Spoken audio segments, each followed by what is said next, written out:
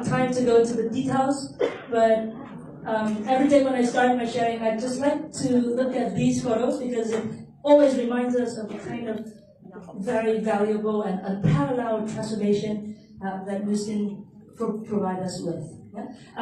So, when the company asked me to share about social media in both KL and in Singapore, and they asked me what title to give to my talk, I said you could name it anything, but please have the word strategy in there. And please don't put selling in there. Okay? Because, I mean, we've all heard about the new phenomenon of social selling. And somehow it's created this link in our mindset, maybe unconsciously, that social media is there for us to sell a lot of things. And it's quite true. I mean, the internet has done one thing, and it has created new communications platform, right? And the internet has created much more easier and convenient connection. And if you think about selling and business in general, traditionally we always say that the seller never makes mistakes. Buyers can make mistakes, but seller will never make mistakes. Right? And that's because traditionally sellers always have more information than buyers. So I just like to take you back to the nature of business and selling. But the one thing that the internet has done to change that is that it has now created environments and platforms where buyers can now get together and share information. And more importantly, and most valuable way, buyers can also now share experience with a seller or a product. And that's why the internet in general, e-commerce, right, online business, not just social media, that's how the internet has changed how we do business nowadays. Because for once in history, the power of bargain between buyer and seller is relatively kind of equal. So that's the one thing I'd like to point out. And so when we talk about social media, it's only the tip of the iceberg. It's on the surface. And in the same way that everybody talks about cryptocurrency or Bitcoin, right? Because everybody is excited about it. That's where the kind of activities are. But the actual technology behind it, that is creating revolutions in our society, is actually blockchain. But nobody really talks about it because nobody would just see a lot of exciting activities on the surface. And it's the same thing with social media. Right? Social media is just the surface. Beneath it, underneath it, it's basically just a new platform, a new environment, a new way for us to connect and build community. So I'd like to point that out. And wow, just the title, nice 5 minutes talking about title. But I'd like to point out that today I'm here to share about the kind of strategy we can use to integrate social media into our business. Because obviously, as you see, it's just a channel of communication. It's just another channel for us to send and receive and share information. So obviously, it does nothing to change the nature of our Muslim business. The nature of our Muslim business is, if hopefully some or most of us have been to our sharing yesterday for Ruby workshop and the BOM, the nature of the Muslim business is we are paid commission based on our sales revenues. But more importantly, the kind of legacy that we're building is that we're paid commission on the network of distributor partners that we create along the way. So it doesn't change that we're still paid on executive creation. So whatever we do on social media, if it doesn't ultimately lead to executive creation, I would say it doesn't really add value to our Muslim business. Right? So, I mean, we could sell, 100 Ruby spas online. That doesn't create executives. It's not really valuable to our Muslim business. So, I'm here today to talk about strategy. And I'd like to divide this into 2 parts, which I didn't do in KL, so you have the upgraded version. Because after speaking a lot with corporate management, I divided it now into 2 parts. The first part, I'd like to take you through some perspectives, some viewpoints, so we can share with each other the kind of philosophy and approach to social media. And then the second part, depending on your needs or your questions, we might look at some specific how-to. But I won't go deep into specific how-to because, I mean, at the end of the day, there are very general success principles. And I'm sure at the end of the day, after my session, you realize, oh, this sounds familiar. I've been doing it offline all along. The only thing I need to do now is to digitize it. The social media is obviously just a digital network, right? So we just need to digitize whatever we've been doing offline and put it online. It's as simple as that. So, before I start, I'd like to quickly check, please, who in the room has been using only, not building a business, has been using social media for more than 2 years, maybe? Oh, thank you very much. Wow, how long us? Using as in for personal use, right? Connecting with friends and sharing friends, stalking. I'm crushing and the rest, I'm assuming you have not been on social media? Or who here hasn't had a social media account? Don't worry, no judgment. One hand, thank you very much. Thank you. Is there a particular reason? No? Don't really know how to go about it. Well, I'm making a wild guess that not a lot of your friends on social media either, are they? Some of them, yes, yeah. But I suppose you just don't feel like a compelling need to be on social media. Fair enough, fair enough. So, I'd like to start my story with this guy. Wow, someone's bowing already. His name is Luan. He was born in 1990. One of the first people to join us in our Muslim journey, which was back in 2012. He is a guy who belonged to a generation of youth that we call the 3-no generation. And that is, he has no business knowledge, he has no business experience, and he has no money. It was back then. I'm using the present tense. It was back then. So 2012, he started with us here. And he had some very difficult years. In the first 2 years or 3 years, I mean, imagine this guy from a very rural province in the north of Vietnam and trying to talk to someone about $1 million company, right? And trying to sell the dream about a legacy or building $1 million business worldwide. I mean, look at him. Some days he doesn't even have 20 cents for motorbike parking before coming into the coffee shop to meet with a candidate. And so he did the only thing that he could do at that time for someone who's very young, who has a pretty broken laptop and an internet connection. Oh, thank God internet connection is now cheap. It used to be very expensive when it first came out. He did the one thing that he could do. He went online and he went on Facebook and he connected with Vietnamese people because he only knew Vietnamese. No English, no other foreign language. But the one interesting thing is he didn't just connect with Vietnamese people in Vietnam. He started connecting with Vietnamese people overseas. He started with East Europe, the Czech Republic, Hungary, Slovakia, and of course, you know how friend lists on Facebook works, friends of friends, so that goes everywhere. And he kept doing that for 3 years, still having a very hard time doing the business. Someday we felt so bad for him. We called him over, my mom and I, and said, hey, can you just find a part-time job? Earn some money, man. Eat a little, don't just eat instant noodles. Eat a little. And we tried to shoo him away, he didn't go away. He said, no, I must be here, I must do this 100%. So he stayed, and then somehow after 3 years, one day he had his first customer in the Czech Republic, who's a middle-aged lady who owns a Vietnamese supermarket in the Czech Republic, who has been friends with him for 3 years. 3 years. They've been friends for 3 years. They talk to each other about everything, every single thing. If she's happy, she tells him. If she's sad, she tells him. If she has a friend who comes back to Vietnam, visit home, she sends him gifts, clothing, right? Because she treats him like a family member. Because they talked every single day for 3 years, and he shared with her everything.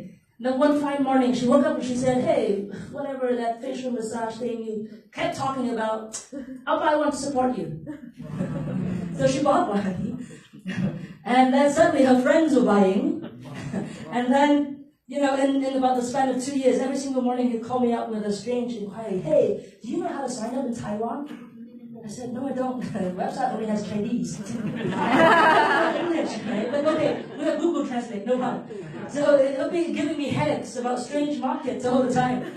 So after the span of about 2 years, he's now earning commissions. All of these countries, all of these markets.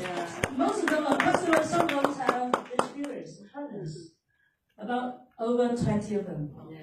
I think 20 something, but 20 looks nice. So I stuck with 20. All of these countries that he's never been to, right? Doesn't speak the language of. And most of these people, he's never met them. Or doesn't even know where they come from. Because just friends of friends of friends, and customers of customers. And so, that was the first time, and I shared this yesterday at BOM, I shared again. It was the first time we really understood the leverage power of social media.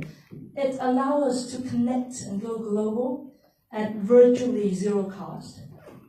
And once you've planted the seed, you take care of the seed till you water it, give it fertilizers, work on it for a long time. And when it's long enough, it can grow at an exponential rate.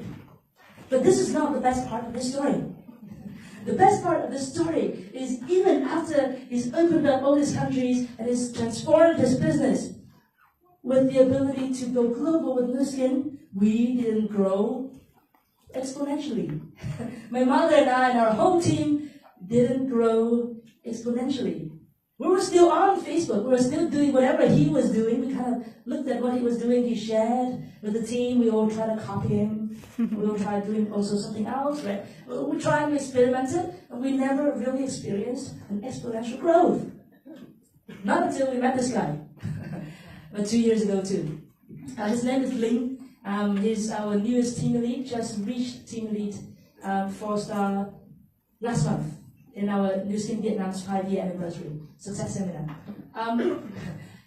This guy is something else. First day he comes into the business, he sat down with one of my blue diamond downline, because he's a very strong-minded guy, and I'm a very chill, laid-back woman, so we can't really talk initially. So he hung out more with one of my blue diamond downline, who's also a guy. So they sat together and had a drink, and then he asked my blue diamond downline, hey, what's the highest title in Nu Skin? Right? My blue diamond downline said, team lead. He said, no, it's something else. The title is a little longer, because he remembers our MTC upline, Din, the first Vietnamese person to join Nu Skin. And he said, I remember his title is longer, right? So my blue diamond downline said, oh, right. You know, it's our upline. He's a team lead platinum 4-star.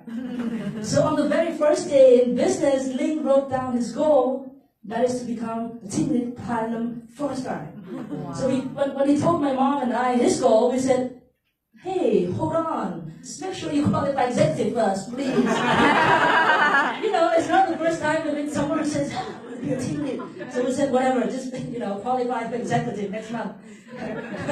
So he did. Quiz of the day. Guess the color game.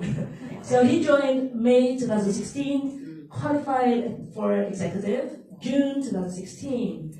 July 2016, wow. He became an emerald. Wow. August 2016, he became a diamond. Wow. October 2016, he becomes blue diamond. In March 2018, he qualified team lead 4-star. Wow. Missed the platinum bit a little. Thank you very much. Thank you. But if you ask this guy what's his formula or secret or principle to success, he actually has a secret formula. It's so simple that it could be duplicated throughout his organization. And that formula is to work 20 hours a day. It's true, I'm not exaggerating. He actually worked 20 hours a day. Every single day for the past 2 years.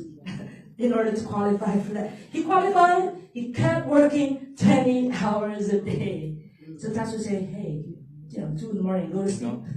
He's working 20 hours a day. So for someone with this kind of meteoric rise, even when he builds a lot of his business activities online, I'd like to share that both my mom and I, and also Ling and his team, we actually started 5 years ago. Even before social selling became a phenomenon. So we're not the new kids on the block who build their business online 100%. No, we actually do a mix of offline and online. Our offline activities is actually about 60% to 70% of what we do daily. As I shared, social media communications channel is just another channel for us to broadcast whatever message we have about our product and our business opportunities to reach a wider audience. Okay? So whatever we do on social media is just a part, and a small part in whatever we do daily in the business. So something that we learned from Ling, we realized that even after the first guy's success, we didn't grow exponentially because we didn't approach social media as a proper strategy. We didn't really consider it as a proper opportunity. And because of that lack of awareness, we were using Facebook and social media without an intention. So you see, Ling came into the business intending to become a team lead platinum 4-star. And that gave him the right direction and the right drive. We didn't have any intention on Facebook. We were just on there because it's a habit. Because I was actually there in the UK when Facebook first came out. So I've been on Facebook forever. I've been on there for almost 10, 12 years. So I'm just there as a habit. I had no clear intention about the kind of end result that I want to achieve through social media for my nursing business. I had no intention. Because I had no intention, I had no strategy. I wasn't mindful about the kind of words and the kind of stories and the kind of message that I was putting on social media. I just, whatever I think of, whatever I think about, I put it on there. And I had ultimately no plan. Some days I would go for days without posting anything. And then suddenly it's Expo. Right? And on that single day, suddenly I have 200 photos on Facebook, drowning everyone else out with the Lumispa demo. I had no plan. Every morning I would wake up and I would say, oh no, I have to post something on Facebook because everybody else is doing it. So I had to try and think, oh, what am I to say? Oh, what did I say yesterday? You know? Oh, Lumispa, okay, today I talk about the marine mud or whatever. I had no plan. So today, if you don't remember anything else, please remember the intention. Because your intention online on social media will then determine the kind of strategy and the kind of plan that you have for yourself and your team. Okay? Now, before I go any further, I'd like to make some disclaimers. Not just because Julie came in. No, disclaimers, very important. And I do this in every social media share. I'd like to share that there is a concept called context. And the context for each market is different. Context for each of us person as individuals is also very different. Yes. My mom and I, we don't have an immediate upline in Vietnam. So our MTC upline, Dean, he's an American citizen. So he's in the States. And he's very far from us. And so that's why we started off with almost a blank canvas. And that meant we had the liberty. And thankfully, because my mom had crazy people leadership skills, we had the ability to experiment, and then failed, and then kept experimenting and failed, and all the while still dragging people along with us. Because we managed to motivate them and let them see the end result. So we had a blank canvas. Not all the teams here have a blank canvas. And a lot of the times, I understand in an established market like Malaysia and Singapore, you're part of a bigger team and you have established systems and procedures. Okay? So whatever I share with you today is in the hope of sharing perspectives and understanding. But in terms of execution and whatever specific activities you'd like to try and test, please go back and speak to your upline. Please, it will leave my heart at peace. Can we all promise me to do this? Yeah. Thank you very much, thank you. Because experimentation and failure can be very costly. Our costs were containable and we could control it, but not all of us will have that liberty. Okay, thank you very much. So, I'd like for us to look at this for a moment. This is a funnel. Okay, and in traditional sales and in traditional digital marketing, which I mean paid marketing, they talk about funnels a lot. It's actually nothing magical. It's nothing mysterious. It's a funnel because it talks about an inevitable aspect of our job or our work as entrepreneurs in business is that as you reach people and as you talk to people and you approach people, you always go through conversion rate. Okay? You always have filtering. You always go through conversion rate.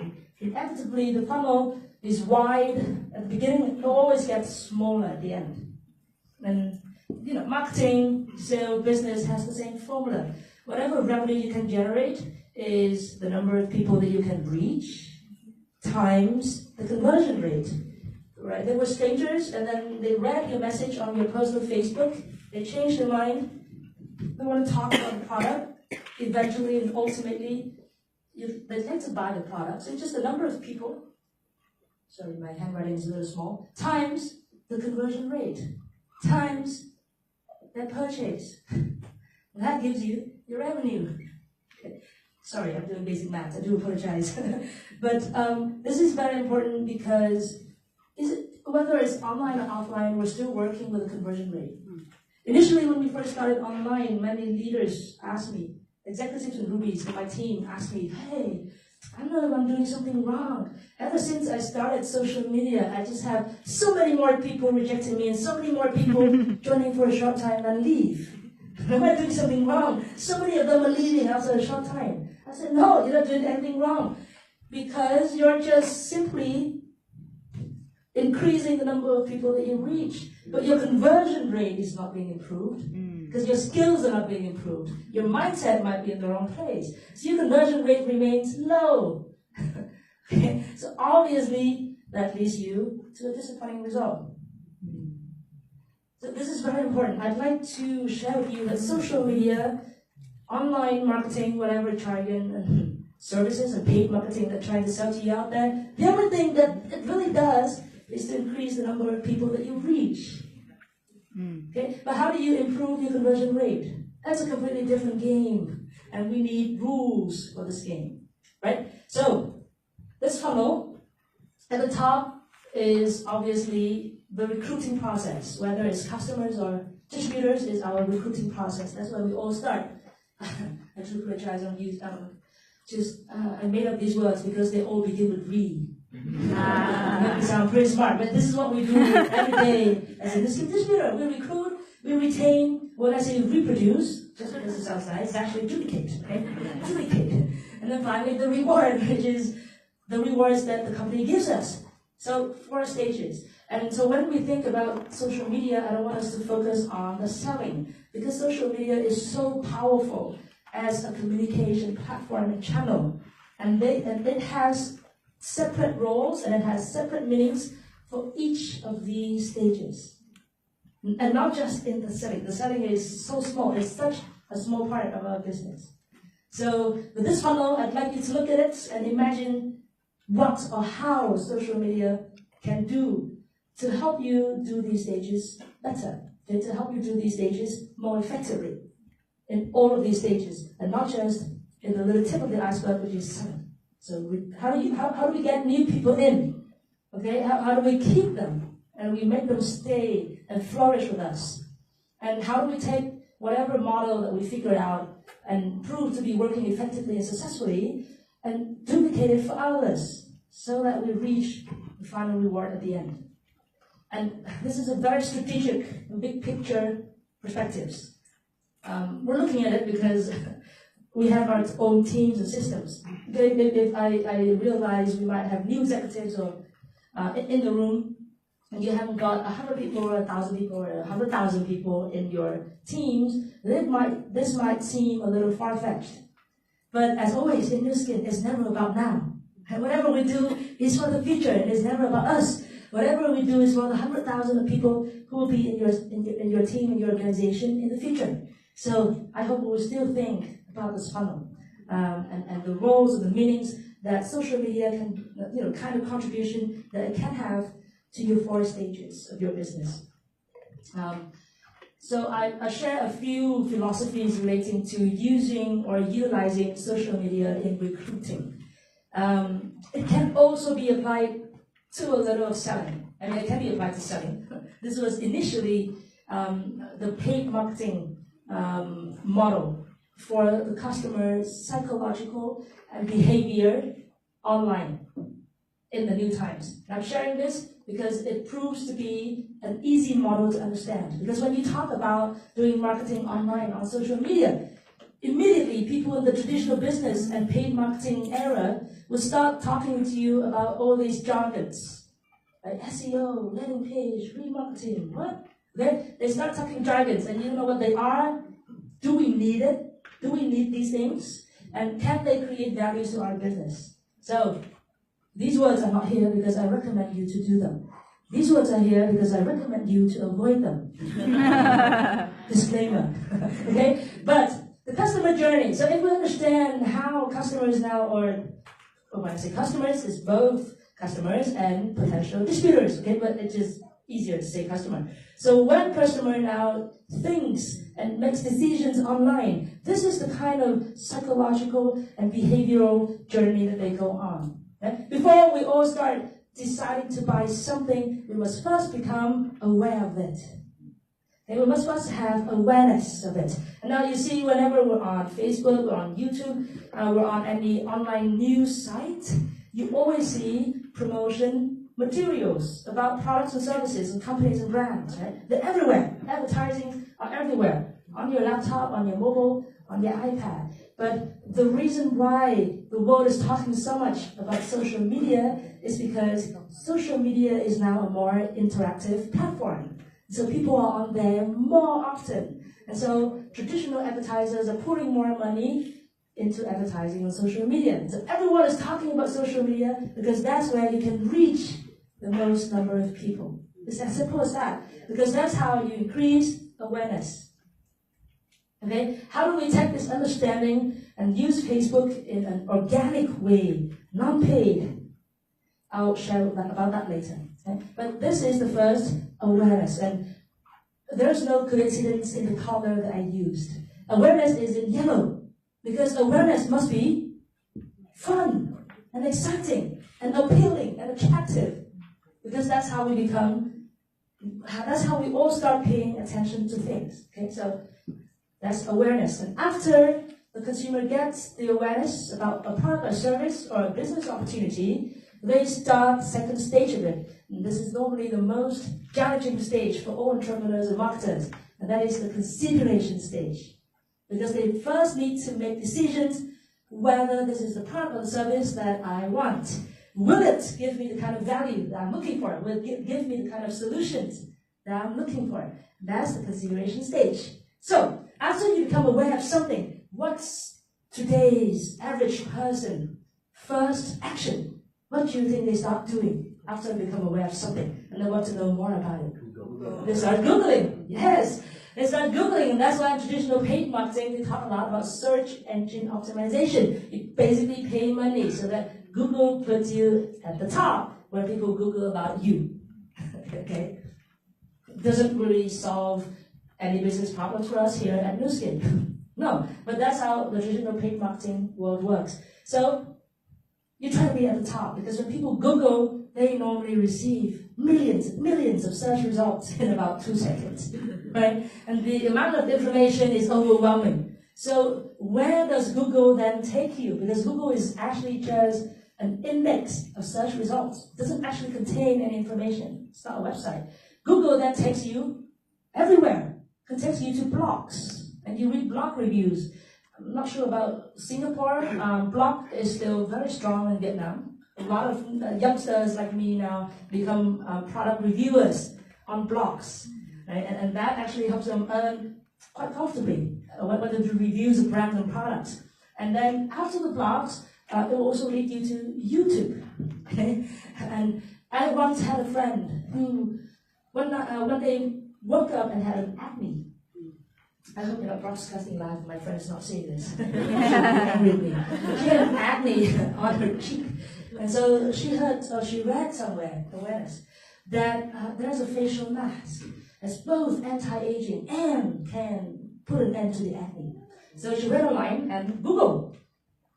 And then that took her to blogs and YouTubes, and she spent 3 days looking at reviews. 3 days looking at reviews. Wow. Finally, on the 4th day, bought, I think, a $2 facial mask. That's how we all act today, right? Because we are smart consumers, we want to be informed. And because it's hard to not be informed because all the information out there so readily through Google. Okay? I mean, $2 facial mask is very small for a 3-day work. But I mean, imagine, right, if this doesn't work out for her, she knows what to do next. She knows what else to try next. And if it actually works on her acne, that brand might have loyal consumers. That's how consumers think and behave. Okay? So people might try to sell you remarketing package. Please stay away from them. This actually means that 80% of the consumer who sees information and looks at and research products end up not buying it first time. Because none of us actually buys things at the first time. We always like time to think about it. And that's why when you look at something on Amazon or, I don't know, Carousel, I've heard mentioned, yes, very popular in Singapore. If you look at a pair of shoes, the pair of shoes will then follow you for days. Right? As you go and browse the internet, it will follow you for days. And it will follow you for months. It will actually follow you until you buy it. Yes. And that's why brands and companies paid browsers, like Safari, like Chrome, like Firefox. I don't know what browsers you use on your laptop or computer. They pay the browsers to have that. Actually, they pay Google. In fact, they pay Google so that whatever product you looked at will follow you until you buy it. And once you buy it, it will disappear. Just a simple line of code. But as consumers, we find it magic. Oh my God! How does this website know I'm trying to buy a pair of shoes? Right? And after a week, after you haven't made the buying decisions, it's suddenly on sale. It's like, no, this is fate, right? The golden time is here. It's on sale for 30%. I must buy it. It's actually a marketer plan to force you to buy it. So anyway, that's consideration. And this is especially tough for marketer entrepreneurs like ourselves, because if we let the consumers engage in that kind of consideration, they are most likely taken very far, far, far, far away from us. Right? They go everywhere. They will read everything. Let's say they read about the Lumi Spa in one of your personal Facebook posts. They will online, they will Google facial cleansers. And that will give them a list of 20 other facial cleansers. And they will read about all of them. And without our guidance and consultation, in 3 days, they may end up buying a different facial cleansers from somewhere completely different. They never return to us. Right? So the seed of awareness is planted from our personal Facebook post, but then they're taken away from us through this consideration stage. This is a challenge we need to be aware of. And then, after these two are done, and you see this I have put in gray because it's logic. It's a lot of thinking, a lot of comparison. Not entirely rational. Sometimes the comparisons are very irrational. Still comparisons and a lot of logic and persuasion in this stage, right? And at the end of the day, after all of that is done, is the easy part. It's when people decide to buy and purchase, and that's actually e-commerce. Everybody talks about e-commerce as if it's the new world. It's actually just a website where you can go and buy things online and order things online. And I mean, do we really have to worry about the purchase stage? No, because the company has already provided an e-commerce platform. Newskin.com is among, in terms of quality, is among the best e-commerce platform out there. Right? You go onto a website, you have nearly 50 different markets to choose from. And wherever you live, the Newskin branch office in that particular location would deliver to you directly. As entrepreneurs, we don't even touch a finger. But at the end of the month, or on the 15th of every month, we still have our commission paid out from that transactions. That's the best e-commerce platform ever, compared to all other e-commerce platforms. So newskin.com already takes care of this. And then finally is customer management, where we build loyalty with consumers.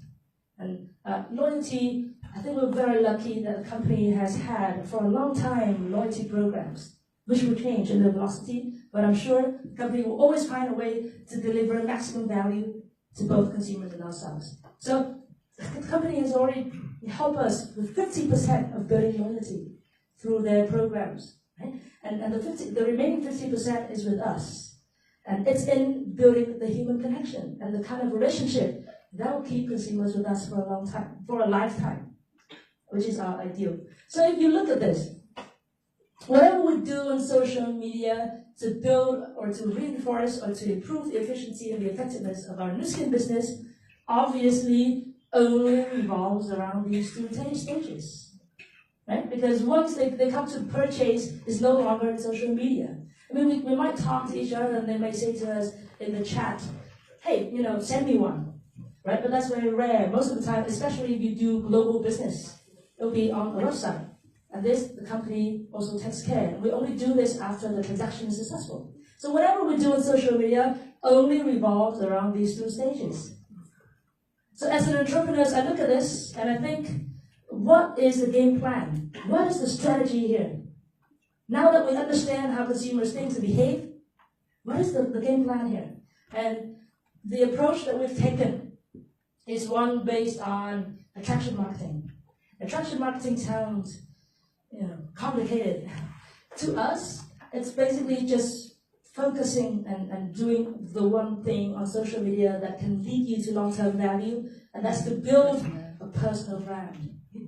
Build a personal brand. I'll come back to this, and if you guys like, I actually share corporate, I'm happy to share my slides. So if it's hard to take photos, don't worry, I'll share the slides.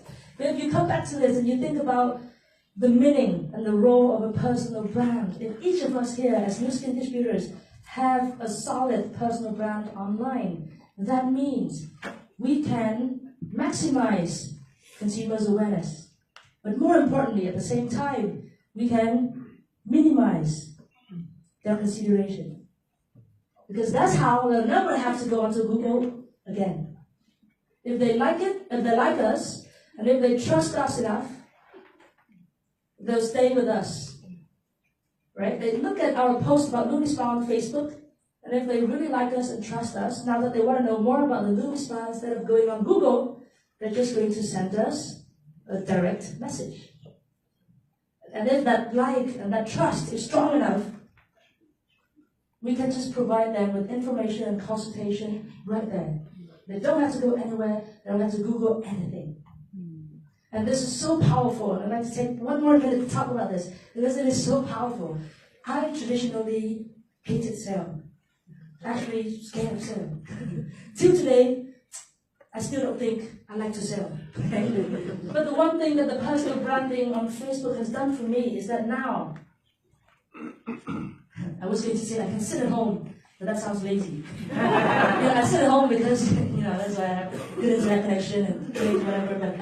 But now I can just be focused on my personal branding on Facebook, and customers come to me, strangers come to me, potential candidates come to me.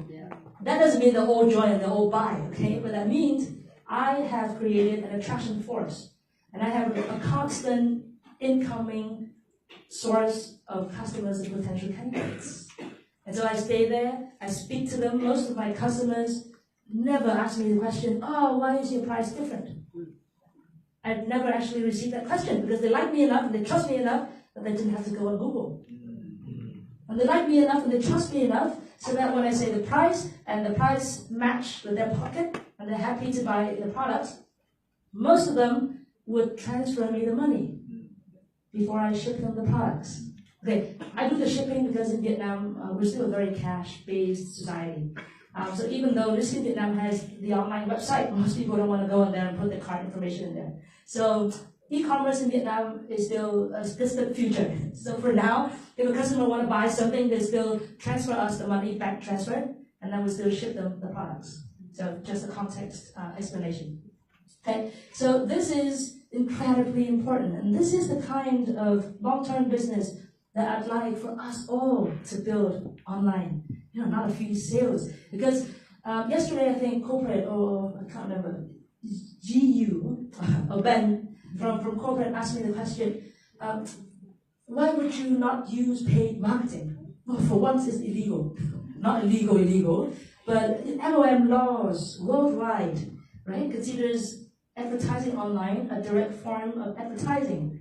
And so it's illegal for MOM companies to engage in that. Also illegal for MOM distributors to engage in that. But more importantly, even beside the point of legal, is that if you use paid marketing, then in the eye of the consumers and customers, you are just like other 1,000 online sellers. You're just another faceless online shop. Okay, and today they might buy the Lumi Spa from you. Tomorrow they will buy the Gamu Spa from someone else because they are not your friend and you are not their friend. So that's from a business perspective, and that's why we don't choose paid marketing, because it doesn't mean anything. It's sales, but there's no long-term value. Okay, and we're very focused on organic personal branding because that's where this is actually the risky business. That's where the authentic human connection comes in. And it might be a little harder to build that kind of thing online, but it's still feasible. And it's not here to replace whatever we're doing offline. It's here to complement. And so we add an extra layer in whatever we're doing. Yeah, that's how we've been doing it at our team. So, attraction marketing. I know on Facebook we have many different kinds of resources. We have our profile, we have groups, we have the group chats, we have everything. So the two main things that I use until today, and I only focus on this, I don't even have a YouTube channel, because Facebook is where most interaction occurs, is I use my personal Facebook profile to build my personal brand. And then once I attracted a following, and of course I invite them to customers and distributors, then I use Facebook groups, right? And they can be closed or secret, depending on your preference, to build a community. Because now you have a following and you have identified that they are not just general following, because 80% of the people who follow you because they like you, and they like the kind of content that you share online. How to make people like the content that you share online? That's in the specific how-to later. Okay? But if you imagine this, a lot of people just follow you because they like you. A lot of people send me a direct messages and ask to buy products, and then at the end of the day admitted that they're only buying the products because they like to be close to my mom and I.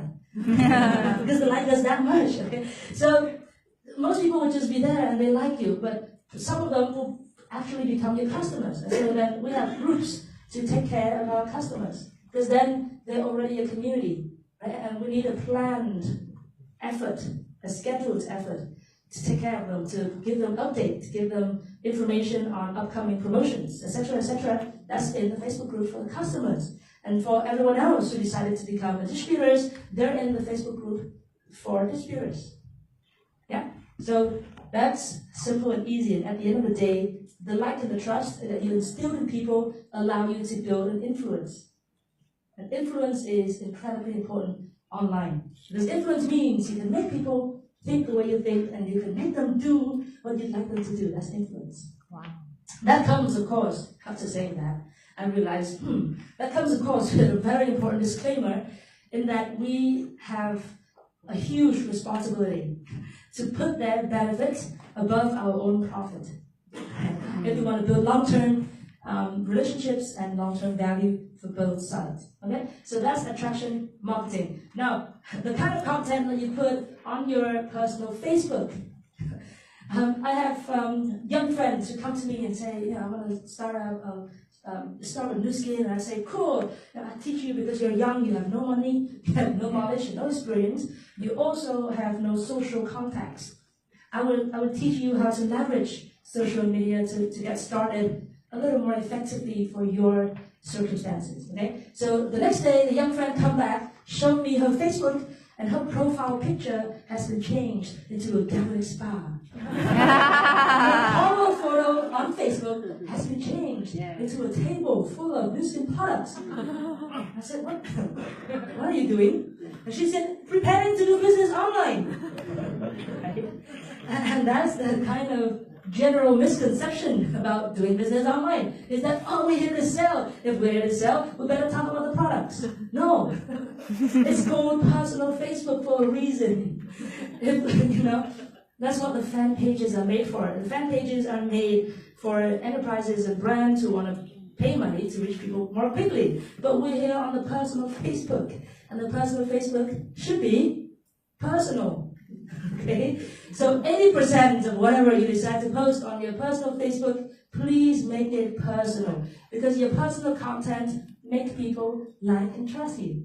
And only when you've built a good influence on them, then whatever sell content that you put on will have a high conversion rate. This is why most of our conversion rate is very low. Because too much of our content is commercial and sale, and not enough of the personal content.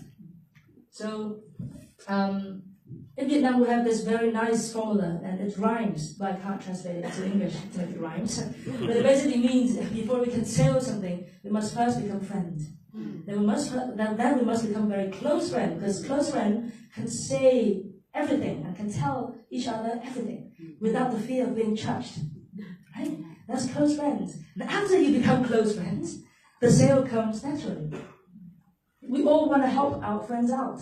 So if we become close friends, everyone would want to buy something from us and support us.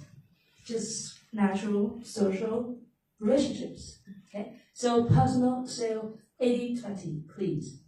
I'll share with you more about my posting schedule later, and it could be clearer what this means. So, one of the very core concepts of personal branding is to know yourself.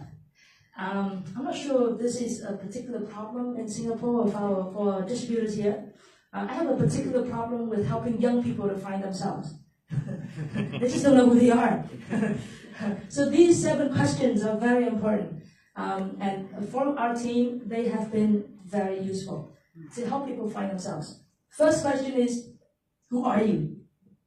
Okay. I know some teams have had good formulas of describing themselves in different keywords, as a mom, as an entrepreneur, as a brother, as a rock climber, etc., etc. That's the kind of thing that we can put here at the first question, who are you? But that normally refers to your personal and basic details. Okay, your name, your age, your hometown, your kind of family circumstances. Do you have any brothers or sisters? Are you the only child? What subject do you learn at school? Because this is your personal. What subject do you learn at school? Because the kind of things that you learn sort of defines and determines who you are and your fields of interests. What are your hobbies? What are your fields of interests? Okay, so that's the first question. The second question is, what values and benefits can you give to your community? So whatever strength, whatever knowledge and skill that you identify in yourself, the second question asks you to now put it in someone else's perspectives and see how it can be valuable to others. This is easy. I mean, most of us here, if you spend some time working in a company or in a corporate job before you join Niskin, you have a mountain of knowledge and experience to share to others about job applications, right? About choosing a profession that suits you, about career progression, etc., etc. We all have a wealth of information and knowledge to share with one another. We have many distributors in East Europe, from the first guy's story, who are normally store owners, right? They normally own like a little store selling Vietnamese goods in the Czech Republic or in Hungary. And when they come to question 2, they often tell me, I don't know, I can't do anything for others. Not that I don't want to, I don't have anything to give. And I said, excuse me, you're a Vietnamese living in East Europe. Do you know how many Vietnamese people want to go to Europe? Okay, just where you live alone is a wealth of information that you can share with others. Take people on tour. This is the kind of food that we eat in the Czech Republic. Well, bread and butter. And other national cuisines. You know, take them on tour. This is the town hall. This is the square. You have a wealth of information to share with others. But normally we kind of belittle ourselves and we think, I have nothing to give. We all have a lot to give. So please, give a lot of time to question 2. Very valuable. Question 3, how do people visualize you? So take note of the word of visualization. This means what they see. And do you have like a style that sort of leaves an imprint in people's memories? So, I mean, we've only met for 1 day and a half. But if you meet me long enough in Vietnam and in other places, you see that these are the colors I'm mostly in. Just because I like black and white.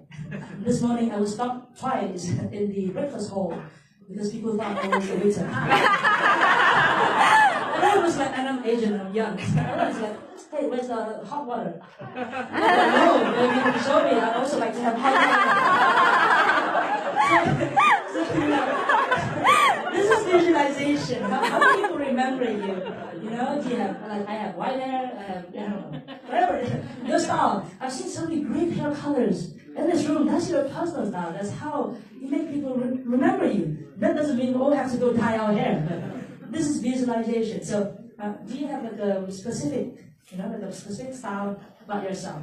Number 4 is more interesting. How do people feel about you? So these refers obviously not to the appearance, but it refers to feelings. Keywords relating to things like friendliness, like energetic. Surely everyone will know my mom is now a mountain of energy. Right? That's how people feel about her.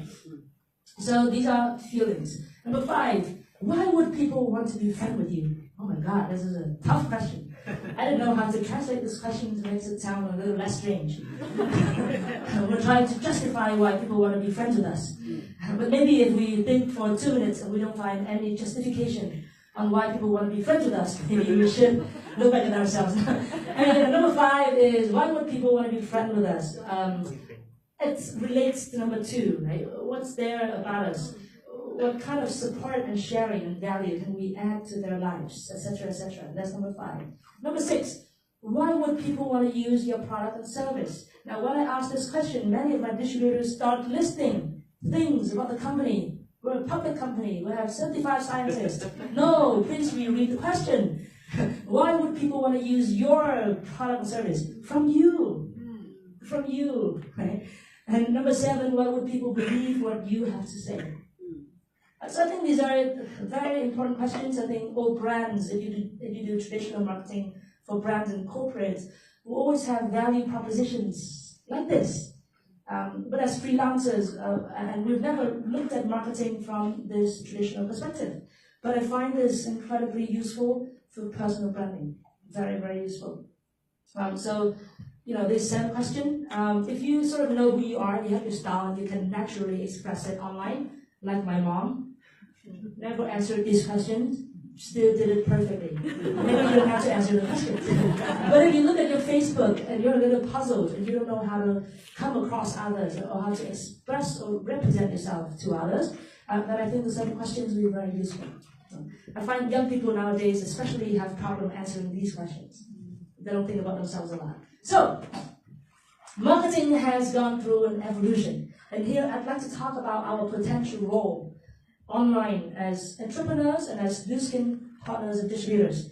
Marketing 1.0 is to sell whatever the manufacturer has. Henry Ford famously said that the customer can have any color as long as it's black. He was the first person to ever mass manufacture cars, and everyone was queuing up to buy a car. And he was the only one on the market, so he could afford to not really care about the customers. We have black cars. You either get a black car or you have no car at all. That was Henry Ford when he first came out with the car, right? So marketing 1.0 for many, many decades followed this to sell whatever a manufacturer has. And then of course the internet came, and the bargaining power kind of leveled out a little. And buyers now have as much information as the sellers.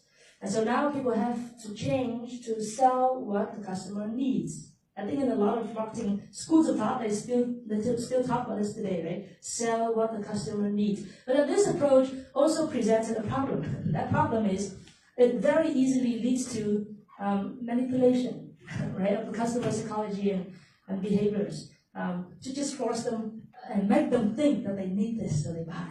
So it also leads to a lot of problems. And so finally, marketing 3.0, which is closest to our era right now, I think is for everyone online to become a consultant. The role of consultant, of course, is to make comparisons, is to help the customers make comparisons, analysis, is to look at the pros and the cons of the different range of options, and finally to help them make the right purchase. And of course in life there's very rarely black or white, right or wrong. Right purchase here is the right purchase for that customer at that very point in time, for whatever need they have, for whatever financial capability that they have. So let's say a customer comes to me and asks about the LumiSpa. This is probably a sales technique we're all familiar with. I'll always answer with a question. Because we're there as a consultant. We're not a machine where they press the button and we have to spit out information. No. So if they ask me about the LumiSpa, how much is this? This is how people normally start a conversation, right? How much is this? the first thing I ask them is, have you ever used a facial cleanser before? Or have you been washing your face with your hands? Because I need to know who the customers are. I need to know who they are, their place, their positioning right now. Are they familiar with facial cleansers in general, or is this their first facial cleansers? Because that will determine the kind of information that I give to them next. Right? So understanding the customers and the context, very important. So I ask, have you used the facial cleansers before? And then the conversation continues, but I'm, as a consultant, almost as a coach, as we are all in this business, we're trying to ask more questions. Then we can direct conversations in the direction that we want, right? And then we can give them advice instead of sales pitch. And this is how my personal branding on Facebook has helped me generate good sales, even though I don't like sales. And people come to me, I ask them, I say to them, okay, so with your pocket right now, you're young and you've never used the facial cleansers before. Of course, if you can make the money, buy the Lumi Spa. It's the best option. But if not, these are the alternatives you can consider. So if you give them advice like that, it further instills trust. Because they see that you're just not trying to push something onto them. And who knows, they might refer 10 friends to buy the Lumi Spas from you later. Because they trust you enough. Yeah? So, help customer make the right purchase. To me, the consultant role is very clear. I actually apply the same principle when I prospect, and I show them different options. Okay? So these are some examples. We're coming to the end of the first part, which is perspectives and viewpoints on the role of social media in our industry and business. So these are some examples. The kind of reach, completely 100% organic. I don't buy likes because they don't mean anything. But if you build content good enough, and I've done this for 2 years, please take note. Some of my posts could generate hundreds of likes. This says 403. It's a little small. So yeah, so this is the kind of reach that the internet can provide to you. Some people say, of course, it's easy to use. You have 400 likes. You're quite good looking, white hair. Your profile says Oxford. Of course, it's easy for people to like you. Well, this is a downline of mine, 22, 23, just graduated from school, fresh. Did even better than I did, 407. 4 likes more than me.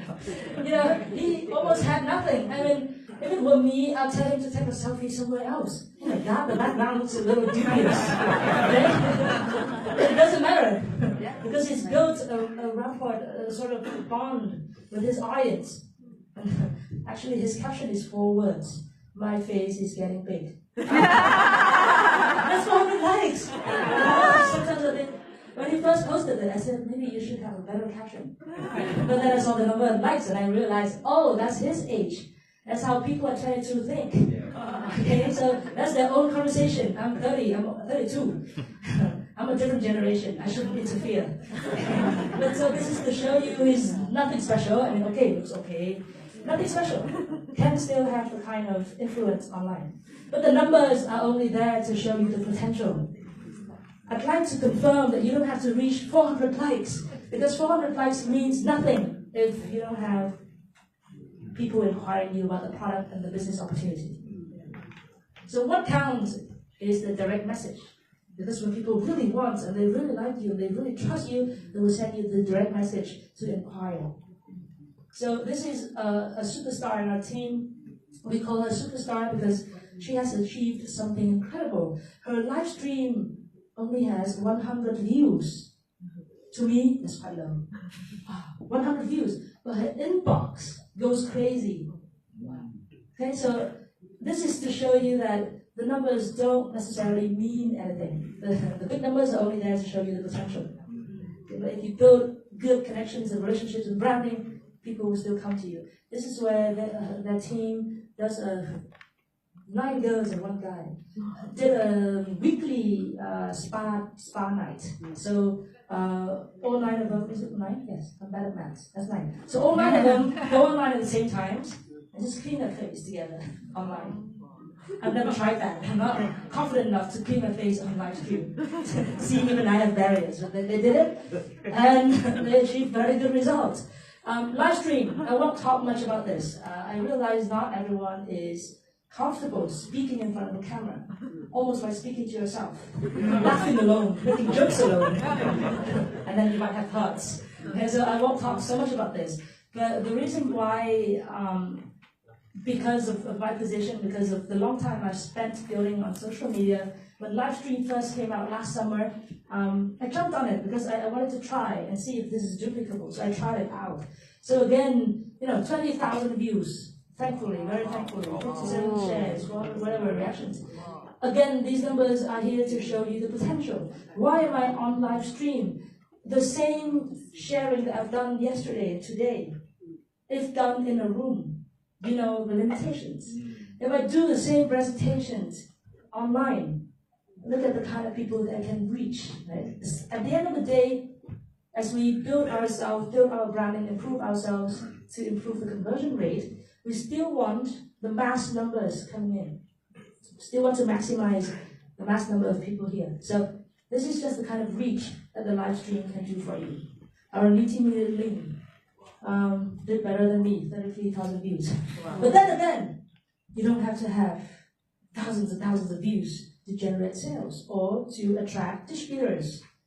Same lady, only 1,000 views. To me, that's very little. But then again, her inbox goes crazy still. Okay, she still recruits very well and still has many loyal customers. And whatever she does here, I find duplicable. They just go online and they start talking about the products.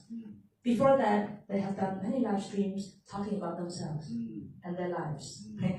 After that, they start talking about the products. And there, she's showing people how the HRME works. And her downline, I'm not sure what she's doing there. Probably waiting to clean her face afterwards. Yeah, very simple, right? Duplicable, downline can do. Okay. So that was how you use social media for recruiting, to attract people, to increase the number of people that you can reach, and to also increase your conversion rate, to be personal in content.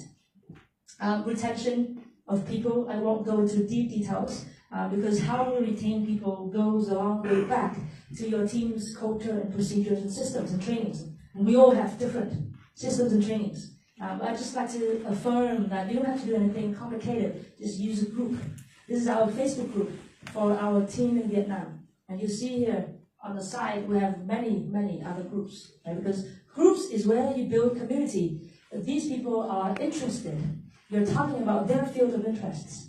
And you keep them updated, share with them events, and you share with them values and trainings. Okay, so we do all of our trainings and sharings in our closed group. Actually, this is a secret group. So we have a higher filter on who can be added to these groups.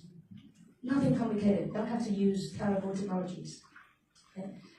So this is part one. I'm feeling hot, so I'll spend 5 minutes maybe for us all to get a break. I don't know if anyone needs a toilet break. Or I know the Q&As are supposed to be left until later. But actually, I don't intend to speak for 2 hours. That's too much. I think it will confuse you, right? These are the philosophies. Our MC, in terms of Q&A, I don't know if I'd like to hear some thoughts or some sharings, or concerns or maybe questions. And if it seems you're interested in the specific know-hows, then maybe I'll share some of the specific know-hows on how to make your content personal, all of that jazz. Okay, but this is, I think, quite sufficient for now. Okay, can we Thank you very much.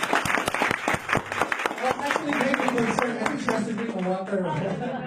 That's 1 straight hour of full sharing. And at this moment, we've been receiving questions from the start of the program. And for those who still want to add questions, okay, you have to go to the website that we showed you a while ago. Okay, we'll show you on the screen.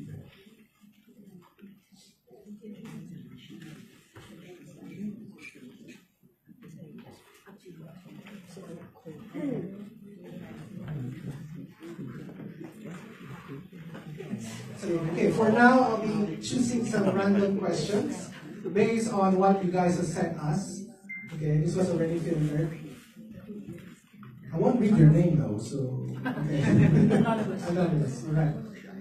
And most of the questions was actually answered, but you know, it's better if we just have a review and a little bit specific on the questions. Okay, general one. What pros and cons do you see using social media in the business now? That's a very good question, thank you. Pros and cons. The pros, of course, is the extended reach.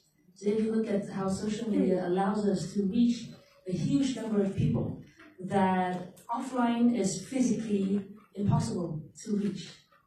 Thousands and thousands of people. I'm on live stream for an hour every night, and you know, if the content that you share on live stream is valuable and personal enough, at the end of every live stream, I have hundreds of new friend requests.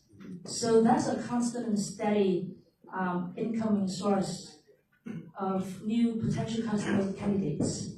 Yeah, and that just sort of speeds things up. It just makes it a little more effective for us as recruiters and sponsors. The cons, obviously, is that there are 1,000 ways to think about social media. You have 1,000 ways to do Nu Skin on social media. And of course, none of the ways is either right or wrong. But it's very clear, very few of those ways can actually add value to your business. So I think the biggest cons right now is that if we don't have the sort of right perspective about social media, it's so easy to get distracted. No, it's so easy to get distracted. You know, additional revenues can be exciting, right? But at the end of the day, 30,000 GSV circle group wouldn't get you to Tokyo, okay? Wouldn't get us to time and financial freedom. If we generate a lot of sales online, we're being traditional online sellers. And you know, the biggest problem of traditional online sellers is that if they stop selling, the money stops coming in. Okay, so why do we even do that? We're already in Nu Skin, so that we have leveraged lifetime income streams. So I'm wary of the distractions. Okay, when people see social media and Nu Skin, they immediately think, digital marketing, and then they go out and they learn all sorts of courses on digital marketing. They go back and the application is all wrong because our business is just very different. So hopefully what I shared with you today is what we've tested, what we've tried in the past 2 years to make sure that social media is integrated into the Nu Skin business that we're doing. Thank you very much. Okay, a second follow-up question. Yes.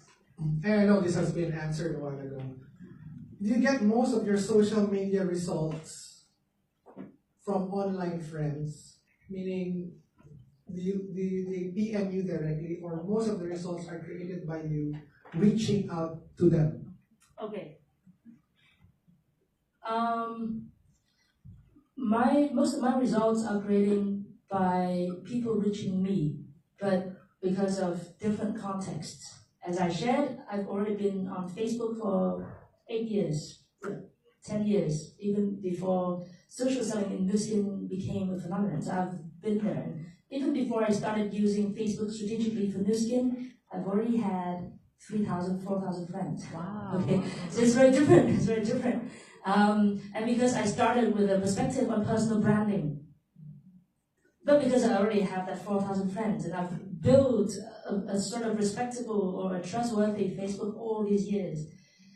When I started with personal branding, the result came faster, right? Because people already knew me, they already liked me. When I shared valuable content, they shared my content, and that helped me reach more strangers. So because I took the approach to personal branding, I tend to attract people to me mostly, instead of having to go out and reach them.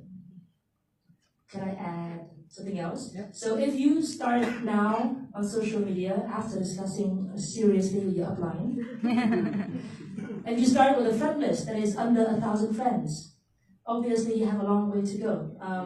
The algorithm of Facebook is that whatever you post on your personal Facebook will only reach about 1% of your friend list.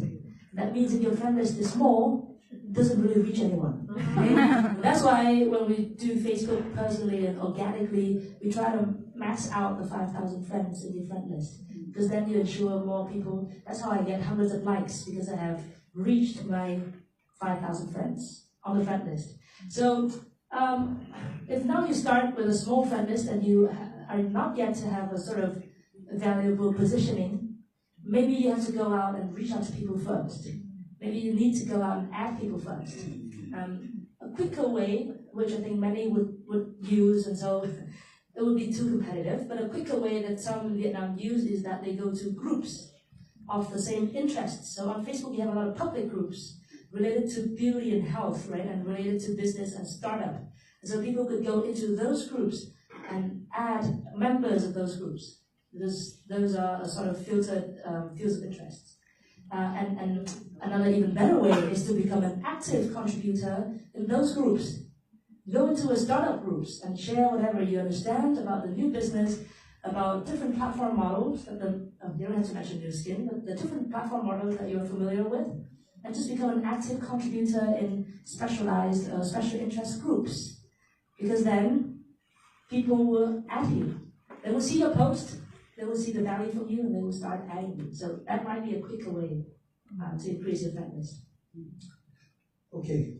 I've been flooded with a lot of questions now, and I have to check and make things align. Okay, let me start with the basics. I think everyone wants to know how to start out. Let's say if people already have an impression of that you're doing new skin and how to make it big, right? Yeah. So the question would be, what if you have been mass posting on products all this while? How do you change your personal brand when your friends already feel you're a salesperson?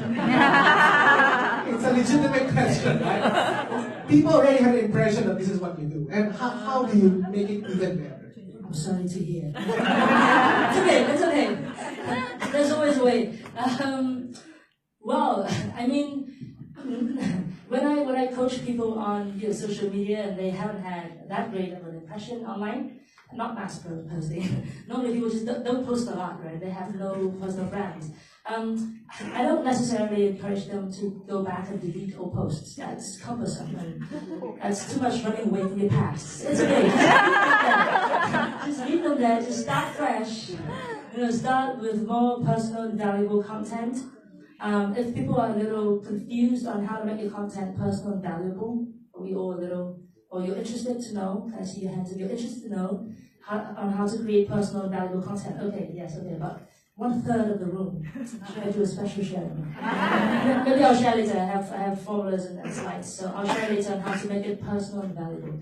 But start, becoming more personal and valuable. I don't know how many friends you have already in your friend list. The person will ask the question. If you don't want to identify yourself, okay. You can always change your friends if they are just Facebook friends. Okay? I'm not advising you to cut ties with your friends, but if they are just Facebook friends, if you don't reach the maximum 5,000, just add more. Okay, just add more. The algorithm of Facebook is that when you log onto your newsfeed, you will always see content from the people with whom you interact the most. So if you don't want your old Facebook friends to see your face and think, oh, salesperson, add more new friends and then go interact with your new friends. Because then next time your old Facebook friends come in, because you guys haven't interacted for a while, they won't come up. Okay, and only the people who you interacted with recently will come up. And maybe after 2 months or 3 months of you rebranding your personal Facebook, your old Facebook friends will see you again, and this time your Facebook is completely different. Right? Completely different content, and they see many more fresh faces conversing with you, discussing with you on a diverse range of topic. And that might be a way to go about rebranding yourself. I hope it works. Inbox me, let me know. I'm interested to know. Okay, we have already established the fact that social media is it's type of a platform, right? It's not entirely your new skin business. That's just a part of it. So a question would be, do you or how do you integrate online with offline activities to grow your business? Very important question, thank you. We, as I mentioned, we started 5 years ago, and so we're pretty much traditional, right? In the sense that we still retain most of our activities offline. In my old Ruby workshop slides, I had about 10 photos of our new teammates doing offline meetings. As we speak right now, actually, as I shared here yesterday, he was at home organizing BOMs. So he still does weekly BOMs. And the one thing that helped him grow and the one thing that helped our team grow is just to think big and do big. So his BOMs, he always sets a crazy target of attracting hundreds of people to the BOMs. Okay? He still does offline weekly BOMs. So we still have offline weekly BOMs. We still have offline weekly team meetings and trainings. The way to integrate it is to understand that there might be people living in a different country, or there might be people living in a rural province who cannot always come to the offline meeting. So whatever material that you feel you can standardize and digitize, put it on a Facebook group for them to join in the training and the personal development. And that's how you firstly integrate social media into your retention effort. The second part of the filter, of the funnel. And then the first part of the funnel to recruit, hopefully you've seen by now through my sharing, is just a different type of communication strategy.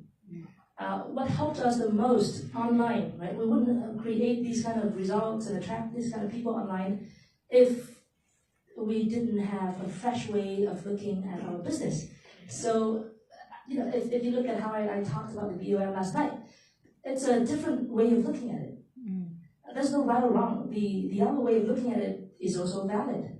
But if we have new stories to tell, right? We have fresh story to tell, and it's just easier to attract new people.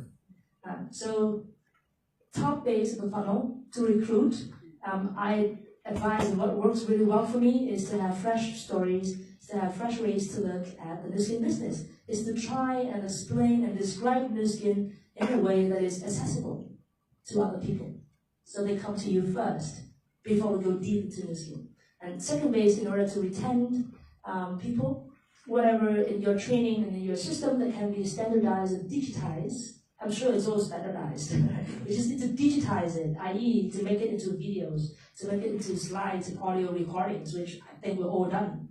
But it's now just to put it on Facebook and structure it in a way so that people in remote areas can also take part in your weekly activities. Okay, on a group perspective, on your own organization, or when you reach out to your own leaders, how do you provide training and motivation for your teams via social media? And the follow-up question would be, and how do you duplicate those far away from you? Okay, thank you. So the two questions are actually separate. Right? One is on motivation and the other one is on duplication. Motivation and personal connection and personal development. I think I've also been asked a lot about how do you create that bond. There's no right or wrong in this. Some people think without even meeting someone, they could have a strong bond. Our history, real history, shows that we used to have a strong team we have a very strong team in East Europe, where we used to share with them every single day. We do webinars and trainings for them online, right? We video call with them. We also call them on Facebook Messenger every day. My mom does that amazingly well. She follows up some people every single day. And for 5 years, they grew very well. And last year, we decided that now we've had some solid leaders there, maybe it's time to pay them a visit.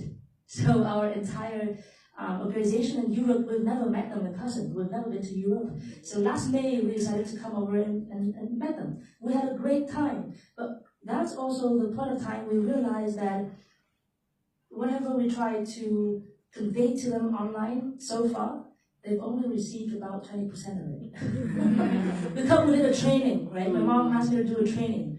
I said, I only know these basics. Like, I mean, we don't do anything extraordinary. We do basic things. We do them day in, day out. So I repeat the basics. And they were like, wow, now I get it. I said, oh, but I've said this on the webinar 2 years ago. No, now I understand. So there's still this thing about face-to-face, about bonding and making people understand ideas and concepts. It's still there. The power is still there. Of course, if you cannot travel there, they cannot travel here, we have to make do with video calls. But if circumstances permit, and as business builders, to us is a given that we should be at every regional and global conventions. Okay, that we should be at every major event of the company and of the team and of the organization if you have it. So major events, if there are serious business builders, they should be there. Daily, weekly, monthly motivation, video calls, personal follow-ups. You could do, there are apps where you can automatic schedule posting in your Facebook group. So my Facebook group, my team, I schedule an automatic post at 8 a.m. every day, right, with a nice photo and a sort of motivation quote. That's not difficult, and we can all do that. There are different ways of providing motivation. For serious builders, the best way is still face-to-face and attending major events. Okay. Duplicate. Yes. How do we duplicate those far away from us? The same way we duplicate for those who is beside us. We have trainings, okay? We have different levels of trainings. The only way we've done different is to digitize it, put it into videos, with slides, and audio recordings, and teach them whatever we need to teach them. And then we put them into groups. So if you're a new person, this is lesson 1, learn it. Right? And then we create a sort of feedback mechanism where after they learn the lesson, they do their homework. Because it's the same. I mean, offline, our homework is to list out our contact list, right? And then we practice invitation, and then we practice presentation. And then we start people up. And it's the same thing online. Okay, so this is your lesson 1, this is your homework. How many friends do you have on Facebook? How often do you post on Facebook? Is your Facebook personal enough? Have you been having interaction? Or, do you have 300 likes on your personal photo? And then as soon as you post the Gathering Spa, you have 3 likes. Okay? So we need to look at that Facebook right now and see what's happening, so we can sort of coach them and help them. And then, okay, they submit the homework back to us. Okay, this is lesson 2. And you keep going. So that's just digitization and structuring the training for those who are remotely from you. Okay, so now that we have discussed a while ago about branding, personal branding, I have a very good question here as well. And some of our Facebook friends are already exposed to New Skin posts, okay, from their other friends. How do I differentiate myself from another New Skin distributor? It's like a general question of, if everyone's doing the same thing, everyone's talking about New Skin, then how do I stand out? That's where your personality comes in. I don't know how to define personality now, but even as we all talk about New Skin, we all have our different ways of thinking. We all have our different takes on New Skin. The most important thing is to find your own voice, your own message, and your own color. My first 4 years of the business was very hard. I don't know if I shared this yesterday, or it was KL. My first 4 years of the business was very hard. The reason why I came to New Skin and the reason why I stayed with New Skin is because I felt it was the only vehicle in the world where it could help me to reduce the income inequality in the world and to reduce the rich-poor divide. Okay? So first 4 years I'm in the business, every time they ask me, why do you do New Skin? That's what I tell them. Imagine their reaction. I thought I'm at a business briefing. What? Is this social policy? Why are we talking about rich-poor divide? Okay? So for the first 4 years, I didn't know how to explain why I'm so passionate about this business. And then actually my biggest lesson came from an MTC here in Singapore. Your very own Mr. Ong Yi. So Mr. Ong Yi came to Vietnam to train us once. And on stage he said, be very clear about the message that you deliver to outsiders and the message that you deliver to insiders. Okay? So if someone asks me what I do, all I tell them if they're an outsider is that I'm a fat killer. You know how Ong looks like? And when he says I'm a fat killer, amazing marketing. Okay? So it's humorous, it's personal, it's fun, and it's true because he's amazing at Tiranari. Okay? And that's all he tells the outsiders. Insiders is a different question, it's a different story. So a lot of the time, in marketing in general, we're very jumbled up about our message. We're not sure what to say to whom. And traditionally when we did our BOM in about an hour, we try to fit everything in. We try to explain to them long-term vision, and we try to explain to them the power of 5% sixth generation, right? Whereas new people, what we've done that was very effective for us is to break down our recruiting message into small pieces. And we feed it to our audience one at a time. One at a time. Because trust building and mindset building and vision building is a process, needs time. So new people coming in, we said, what's your income goal? This is a business. Okay, you will have personal development. That will be through your daily activities. But what's your income goal? If they say it's $500, $1,000, $2,000, we tell them this is how you reach that income. And we prove to them that this business works first. After they see the first initial few $1,000s income, we tell them, do you want to keep selling forever? If you do, okay, keep selling. Okay, we find someone else. When we find someone who says, no, I don't want to keep selling forever, how do I make this work? Then we teach them 5%, 6 generations. So it's just about being targeted. People will have their different needs, but we need to have different messages tailored to them. Sorry, was that very confusing? No, targeted, yes. So, what was the question? How do I stand out? Okay, moving off track. So I mean, we should all try and find our own voice. Okay, so now, when I talk about the reason why I do New Skin, it's the same philosophy, but I've learned to say it in pure Vietnamese and pure English. That doesn't require an Oxford bachelor degree to understand. So now I say, I do New Skin because this is the only company where the door is open, wide, and equal to everyone. I mean, we've all said this, right? Then we say it with conviction because this is really what makes us like New Skin the most. I can list out 500 reasons why I like New Skin, but this is the reason that makes me like it the most. So have your personal opinion, your personal take on how you look at the business and how you share about the business. Okay? And it's okay to have the same message with some of your sidelines, because at the end of the day, we're a team, we're an organization. Some of our cultures and values will be the same. It's okay, but the way you say it, I bet you was still different.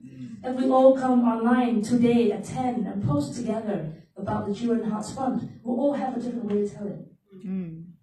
Actually, that's what we're doing right now in Vietnam. I'm going off track, but valuable to you. It's called a product campaign. So we use a group, and in there we ask within our organization who is using our 3 skincare devices, right? The Age-Lock-Me, the Gamma Spa, the Lumi Spa, and who enjoys them and who would like to boost up their awareness and GSV for those 3 products. We'll add them into a group. And then we'll have scheduled posting, 8 p.m. every Tuesday, Thursday, Saturday. We all post about these 3 products. If you only have one, you can just post about one. Okay? You can post about them alternatively. And then we all go and comment to each other so that it boosts the post up. It's easier for others to see. Right? And the comments are just positive experiences with the product. No hard selling. Okay? Just this is how I felt when I first used Lumispa. Thank you for sharing, blah, blah, blah. And that's called the product campaign. And that works very well. Because initially people don't have a reason to suddenly start talking about the product. But now we position this as a club, a beauty club. We call it the Babyface Club. Okay? Everyone has babyface skins because thanks to the products. Right? So even when we all post at the same time about the Lumi Spa, everybody tells a different story. And so you always have your personal colors. You just have to find it. It's not easy. I know it took me 4 years, but you find your personal colors, and then it will always create a differentiation. And then the secret lies in your individual interaction. Okay? Because people who come to you, you then have conversation with them, chat with them, and that also creates a very special bond. Okay? Yeah. So hopefully that answers your question. Okay, so my last question for this round, or probably a request. You mentioned that you go live every day. Not every day, okay? So I'll just take it as, may I know what is the best time to go live or to post? And what would be the duration? Okay. Interesting question. Thank you. No, I don't go live every day. I would have nothing to say after 1 week. And it's true. If we go live every day, we leave no space for ourselves to recover. We have interesting things to say. We also leave no space for our audience to recover. And whatever we say, the audience needs time to process. So leave some space, please.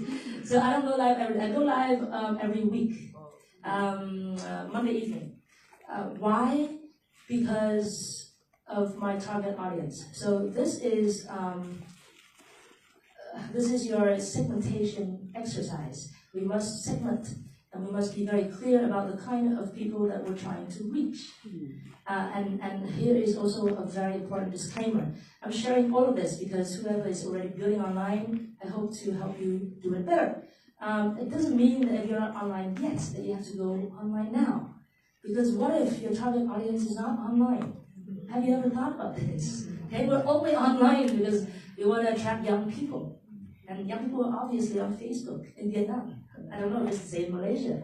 So in marketing in general, we have to know who our target audience is. And we have to be very specific about them, not just age, income, occupation, not just that, but we must also understand their interests, their point of views, all of that. You can research, you can even speak to someone who you think is in your target audience. A friend's daughter, for example. Speak to them and gain insight. And then we must know where our target audience normally is. What if they're not on social media? You don't have to be in social media. Okay, but if your target audience is on social media, I think the principle is quite general. I can't really say it for Singapore, but in Vietnam, people would kind of go online when they first wake up. People have a tendency to sort of scroll through their Facebook before they brush their teeth. It's quite unhealthy, but people do. Okay? So morning when they wake up, or on their way to work, and when they first, if they use public transport, in Vietnam everybody rides a motorbike, so no hope that they will read anything during their traveling time to work. But when they get to work, 15 minutes before they start working, as soon as they log online, they also tend to go online. So general rule, I try to post something around 8 or 9 a.m. Not everybody's going to read it. They might read it at lunchtime. Okay? And then I try to post something in the evening. But I only do one post a day, to be honest. Because the content is personal and valuable already. I don't post many small posts. I invest time and effort to write proper content. I put it online in the morning. That's it. I don't really think too much about timing. Because everybody's timing is different. The most important thing is you do it every single day. And you put something up at the beginning of the day so that people have 24 hours to read it whenever they can. Yeah? When we first started, we paid attention to technical stuff and we say, 12:30 is better. Now it doesn't really matter. The most important thing is you do it. If you've committed to do it, you do it every single day. And you put something up and leave 24 hours for people to read it in their own time. Okay, now I got a cue. Thank you, Dr. I got a cue that they'll be opening the floor for questions. Was that the right cue? Yes. Thank you, Ben. Do you have any questions? Ben will be roaming around and pass you the mic. Is there any follow-up question with Phuong? I still prefer sending a message. Okay, Alfred? This is a very technical question. Yes. what is your point? I mean, what's your view about tagging people? So sometimes I create a post, tag, and I don't know whether will a friend feel offended with my tagging or not. Yes. No, that wasn't an answer, sorry. That's a good question. That's a very interesting question. My rule is never to let people tag me. Because when someone tags me, that means someone else's content is on my timeline. And I have a slide. This is in the specific know-how I have to share with you guys. Sorry. Yes, whenever my slides come up, I have a slide that takes this analogy that hopefully will make it easier for you to understand. Your Facebook is almost like a magazine. Imagine this. Because people come onto Facebook for entertainment. They like to relax. They like to connect. So I'd like to take the analogy of a magazine and not a newspaper. Because a magazine is fun and entertaining. So if you read a magazine, you'll see different columns. You have a column on health and beauty. You have a column on food and drinks. And then you have a column on financial management, a column on travel. I don't read magazines anymore, so I can't remember. But yeah, so you have different topics and columns. And you are the chief editor of that magazine. And that means we need to design and curate the content on our personal Facebook. So, my principle is not to let anyone else tag me, because then it will be their content on my Facebook. And if people like that content and they go in and they click on that and they interact with it, I'm doing branding for someone else. Or how about we tagging other people? So I don't normally tag people, right? Because that's my principle. But I actually still let people tag me. Sometimes it's a team event. And obviously, I mean, we're taking a very business approach to this. So it's a little serious, okay? But people are online. If they post a photo, they're just going to tag everyone in. And so if someone tags me, I let them tag me. I don't remove the tag, but I hide it from my timeline. So it's the same. If people goes on newsfeed, my face is still there in the photos. But if people go to my timeline, the photo is not there. So I can still control the content. But I think your question is more, would they feel offended, right? So I think it's easier to just talk to them and ask them, will it be okay if I tag you? Yeah. Some people just go ahead and tag people and say, hey, take a look at this. You know, I think you might find it interesting. Then again, it really depends on how people like you and how people trust you. So it goes back to your personal branding. If you have a really strong personal branding, no one is going to take offense from anything that you're doing, even tagging. Yeah. So I hope that helps. Thank you. Yes. Hi. My question is, just now you mentioned in your Facebook, you have a lot of secret groups and different groups. Yes. And each of your this downline will be able to access to some of this material based on they do their homework, they achieve certain level For training, yes. for training. Will you be able to share all this material? No. You heard the answer. I'm sorry. Only because each team has a different training material, right? I mean, my training material will not be of any value to you because I mean they're Vietnamese, right? They're catered to the Vietnamese market. So, as leaders and business leaders, I mean, we build our own training material. I can share with you the structure of it, which I actually learned from a very generous MPC sideline in Malaysia, right? We can share with you the structure. This is how you use the groups. But I mean, it's very basic, right? On Facebook, you create a group, you put it lesson 1. Add people in, they, see your videos, do the homework, add them to the second group, that's lesson 2. That's all the structure to it. Yeah. So, but the actual, whatever you're doing right now to train new people, you just need to put it into a video and just put it on Facebook. It's as simple as that. Yeah. Sorry. It's for both of our own good. Yes. Okay. Ask for a start, right? Those likes in your post, do we make the first move to connect with them, or they just like? If people would like to interact with you, if you're not at a position where you're attracting people yet, yes, by all means interact with them. My mom, He's a master at that. Anyone who comes into my post would like, send them a message and say, hey, thank you for liking my activity. Wow, so patient. No, but actually what she has that works both offline and online is just this big heart. That makes you feel warm and friendly. And surely if you have the energy in you, it will translate in your words, whether it's in online chat or when we speak to people. So yeah, interact with them. It will be a good way to bond. So whatever we I back like the messenger, we will talk to them and whatever topics. Yeah, whatever. Just connect. Just however you normally. This is where your offline experiences come to life. Whatever you've always done to connect with other people, just ask them the same questions, right? Just in a different platform. Yeah. Yes.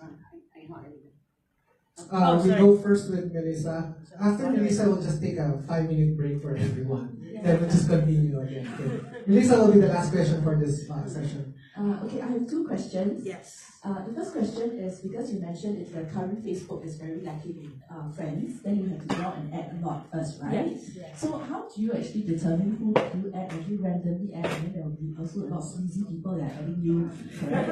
So how do you actually do that in a more effective manner? Because I tried that, and then it's giving me a lot more problems instead. And then the second question, of course, is that do you spend a lot of time online? So if you currently let's say for me, for example, I'm running an offline business with no online presence, and if let's say I want to look at this more as a complement, then am I looking at another 12 hours of my time in a day, or how does it work? Wow. Thank you very much.